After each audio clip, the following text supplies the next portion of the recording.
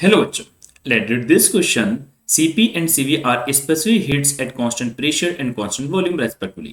It is observed that Cp minus Cv equals to A for hydrogen gas and Cp minus Cv equals to B for nitrogen gas. The correct relation between A and B is आइए बेटा हमें यहाँ पे Cp minus Cv यहाँ पे equal to ए दे रखा है for hydrogen gas के लिए, और यहाँ पे हमें वो गिवन है हाइड्रोजन गैस के लिए।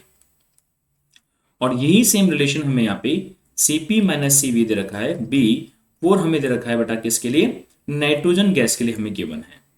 हम जानते हैं कि यहाँ पे Cp जो है specific capacity at constant pressure होता है और Cv specific capacity at constant volume होता है। तो एक मेयर रिलेशन होता है जो हमने पढ़ा होता है। मेयर रिलेशन क्या बोलता है, मेयर रिलेशन बोलता है कि Cp minus Cv specific capacity at constant pressure specific capacity constant volume always भी इक्वल टू गैस कांस्टेंट होता है। बट ये जो फॉर्मूला होता है वो होता है कितने मोल्स के लिए, 1 मोल ऑफ गैस के लिए होता है। अगर यहाँ पे n मोल गैस हो जाती है तो हम यहाँ पे लिखते हैं n मोल ग्राम गैस के लिए, तो Cp minus Cv equal to हम R/n लगाते हैं। यहाँ पे n जो है ग्राम्स होते हैं कि कितने ग्राम उसके अंदर टोटल बन रहे हैं 1 मोल के अंदर।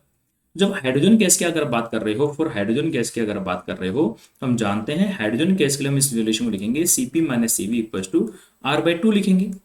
अगर हम इसी रिलेशन को फॉर नाइट्रोजन गैस के लिए लिखें तो नाइट्रोजन गैस के लिए हम इस रिलेशन को लिखते हैं Cp माइनस Cv, और नाइट्रोजन में होता है 28, तो R/28 लिखते हैं। यहाँ पे 1 ग्राम मोल के मास को लगा दिया। तो यहाँ पे हम देखते हैं कि फॉर हाइड्रोजन गैस के लिए R/2 आ रहा है, मतलब A का वैल्यू R/2 है और B का वैल्यू R/28 है। तो अगर मैं इस रिलेशन का यूज करूं तो मैंने क्या देखा कि A का वैल्यू तो मेरे पास R/2 है और B का वैल्यू मेरे पास क्या है, R/28 है। तो अगर मैं दोनों में डिवाइड कर दूं, A में B का डिवाइड कर दूं तो A का वैल्यू R/2 हो गया और B का वैल्यू यहाँ पे R/28 हो गया। 28 ऊपर चला जाएगा, R से R कट गया, 28 में 2 का डिवाइड किया तो 14 हो जाता है। तो फाइनली A इक्वल टू कितना हो जाता है, 14 टाइम्स ऑफ B हो जाता है। तो यही हमारा करेक्ट रिलेशन हो जाता है कि A जो होगा 14 B के इक्वल होगा, मतलब B ऑप्शन एकदम करेक्ट हो जाएगा बेटा। ओके बेटा, थैंक यू।